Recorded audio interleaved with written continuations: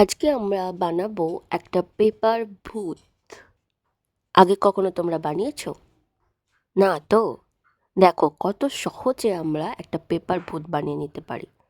তার জন্য একটা পেপার নিয়ে নিয়েছি, A4 পেপার সাদা রঙের, আর একটা সুতো নিয়ে নিয়েছি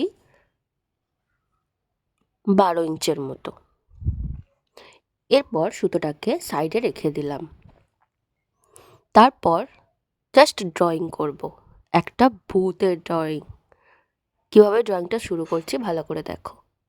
এইভাবে রাউন্ড করব, বেশি রাউন্ড করব না, বাস এইটুকু। এরপর এই লাইনটাকে একটু বাড়িয়ে দেব, আর সাইড থেকে আর একটা লাইন করব, সেটা এইভাবে। এরপর ভূতের হাত, আর তারপরে অবশ্যই ভূতের মাথাটা। হচ্ছে না ভূত? কিছু বুঝতে পারছো না তো? চলো আগে করি। ভূতের চোখগুলো করে দিই। এটা হলো ভূতের মুখ। ব্যাস, আমাদের ড্রয়িং কিন্তু কমপ্লিট। কিভাবে এটা ক্রাফট হবে সেটা আমরা তোমাকে দেখাচ্ছি। এবার এটাকে কেটে নেব। কিভাবে কাটবো ভালো করে দেখো। এইভাবে ম্যাক্সিমাম কাগজটাকে কেটে নিলাম, যাতে কাটিংটা খুব তাড়াতাড়ি হয়।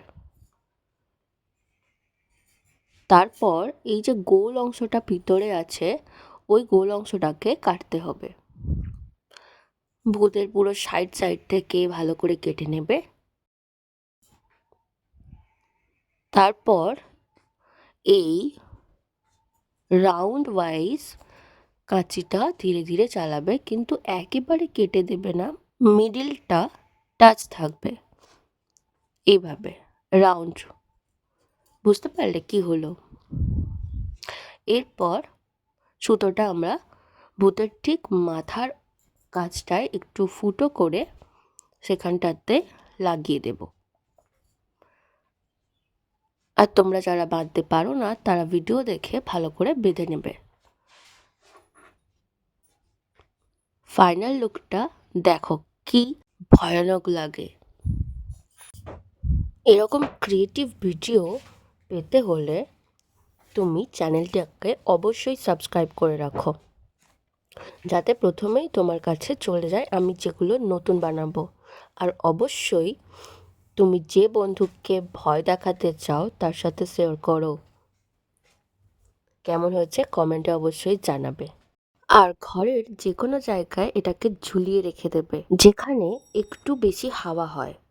দেখো, আবার নিজের তৈরি ভূতকে দেখে নিজেই যেন ভয় পেয়ে যেও না। টাটা।